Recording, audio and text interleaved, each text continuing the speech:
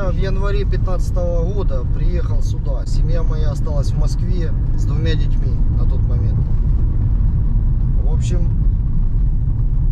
денек я побыл дома с мамой, поел вареников, маму обнял, сказал, что принимаю решение защищать свой дом. Мама меня понимала, что она меня не может переубедить, так как я мужчина, и когда я принимаю решение, это железобетонно. Вот.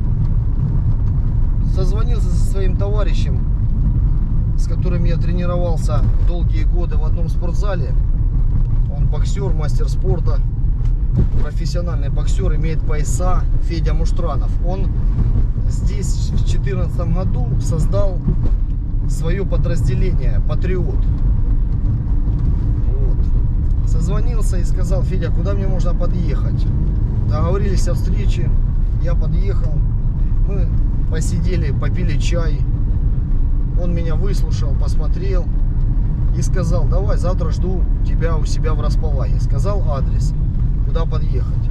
Утром я приехал в Располагу, переодели меня ребята в форму, прямо вот так мне достал какой-то товарищ, а точнее по позывному брат, и дал мне горку, я на нее себе одел, кроссовки у меня как были, так и оставались свои.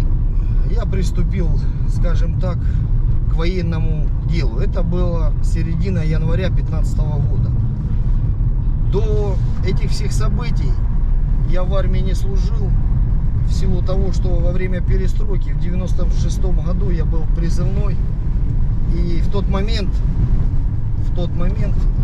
армии на Украине не было, и ребята, образно говоря, копали картошку, охраняли кукурузу, то есть это не армия была.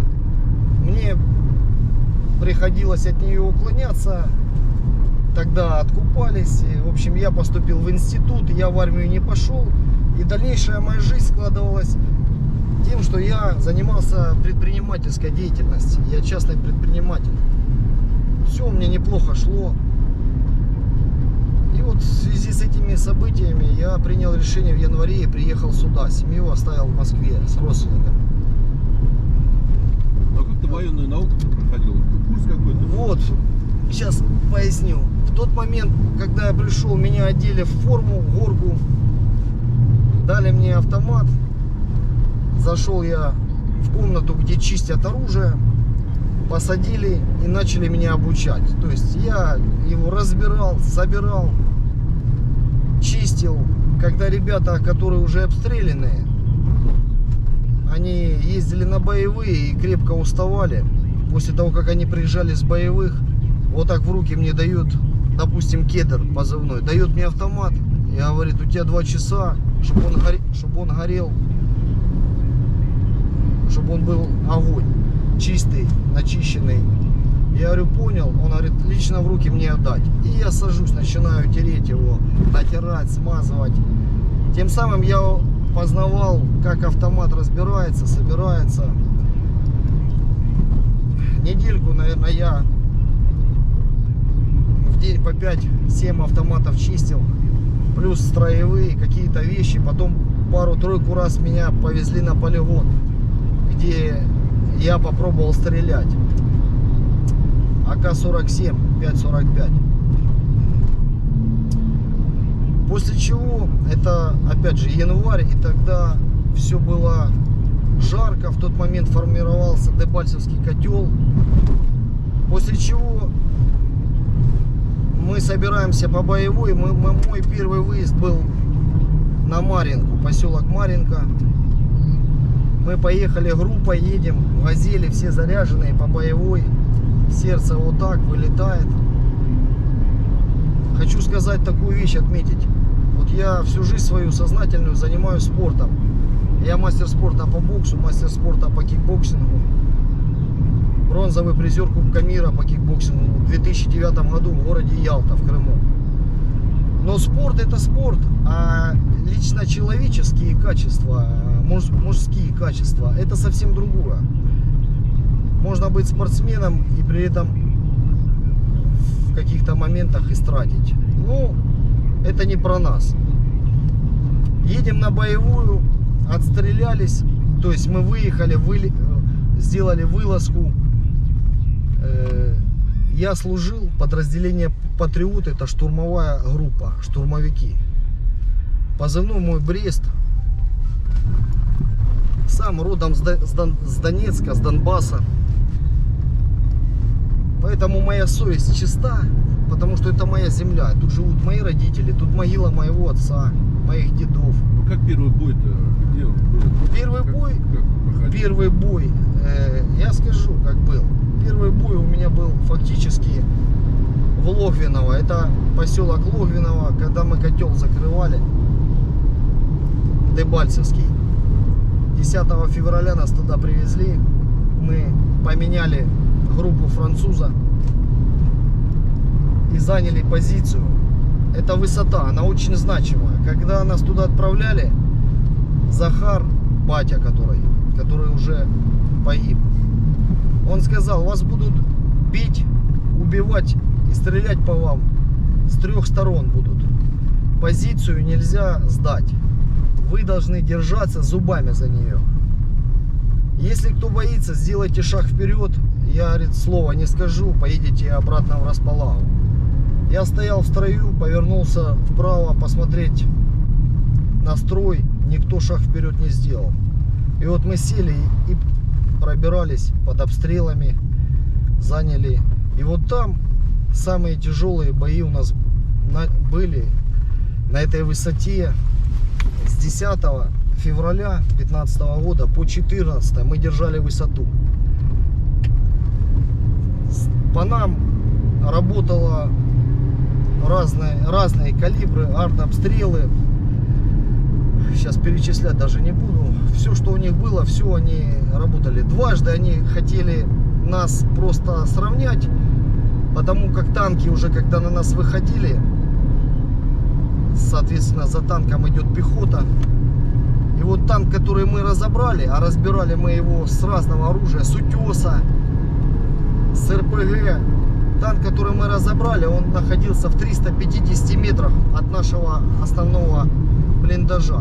На 12 он находился. Потом поддержали наши ребята артой, и они отползли назад. Это было 12 февраля. 13 февраля мой командир Федя Патриот выдвинулся с группой для того, чтобы к нам оказать поддержку нам. В Донецке уже, здесь в штабе доложили ему, что нашей группы уже нет. Это я знаю достоверно. Ему доложили, моему комбату, который погиб, что группу нашу уже они потеряли. Патриот Федя в это не поверил и сказал: я все равно поеду. Он снарядил свою команду, и 2 Уралами они выехали к нам в поддержку. И 12 числа, когда они уже добрались в Логвиново, вот поселок Логвиново, высота, заезжают Уралы, ребята начинают высыпаться. В один из Уралов прилетела мина. И погибло сразу 7 человек, 5 трехсотых. Среди них командир Федя Патриот. Мы сразу после этого обстрела прибежали туда, увидели, что произошло, начали ребят собирать с земли, складывать рядышком мертвых к мертвым, живых к живым, чтобы машина, которая придет, передать, отвезти родителям или в больницу. Это было 13 февраля, когда погиб мой комбат. После того, как мы 14-го нас ротировали, мы едем домой, это 14 февраля. Приезжаем в Донецк уже. Минск подписали 12-го, укропы капитулировали. Многие из нас попали в госпиталь. Я лично лежал в госпитале по кишечному отравлению острому. В тех условиях, в которых мы находились, там 5 суток, это была полная антисанитария. приходилось есть сухпайки, ну, в тех условиях, поэтому, возможно, мы где-то какую-то палочку подхватили. Было 2 колодца, один в процессе разбили, где мы брали воду, чтобы пить чай. Потом уже мы слышали от ребят, что в одном колодце нашли снайпершу, которую сбросили. Я даже не знаю, чья это снайперша. Ну, походу там человек был, мы пили воду. У каждого свое потом возникло. Вот. Когда меня пригласили для награждения в штаб, генерал-майор задал мне вопрос, когда награждал меня за эту операцию, за эту высоту. Он спросил у меня: у тебя жена и 2 детей в Москве? Я говорю: да. Он сказал: Федя патриот, которому мы говорили, не надо ехать, но он сказал: я поеду, там мои ребята. Федя сказал: погиб мой друг, надо помочь, у него 2 детей. И вот представьте мое ощущение, когда я стою, меня награждают, а мой командир, который погиб, спасая, скажем, своей ценой жизни, спасал мою жизнь. Эти чувства передать нельзя. Вот так вот. Досконально. Боевую задачу вы там выполнили? Мы боевую задачу выполнили на 100%, потому как мы не ушли с этой высоты. И пока нам не сказали, что у вас можно, что вас приехали менять, я вам больше скажу. Минск подписывали 12 февраля, а нас убивали 13 февраля, вот как раз когда группа погибла, Патриот. Нас убивали 14 февраля. И 14 вечером, когда нас уже снимали с этой высоты, на тот момент командовал генерал-майор Топас, позывной. Он построил нас всех в Углегорске и сказал: все будете награждены крестами. Но мы рады были тому, что мы живы, но нам надо было еще добраться до Располаги, домой, так как дорога, она обстреливалась в разных участках, и поэтому на глазах у нас миномет прилетел в наш Урал. И так проезжаешь, смотришь, Урал горит, техника разбита, и ты понимаешь, когда ты в Урале едешь, а на тебе все БК, шансов выскочить с него, если будет попадание, вообще небольшие.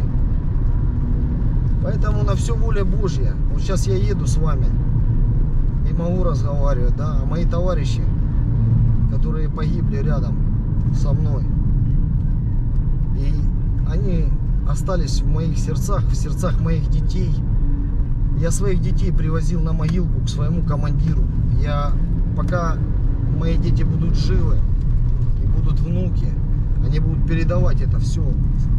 Мои дети своим детям будут передавать. И о себе хочу сказать 2 слова еще, добавить. Вот сейчас на данный момент у меня 3 детей, 3 замечательных дочерей. И они меня очень любят и гордятся, что их не отец, настоящий мужчина, который защищает свой дом.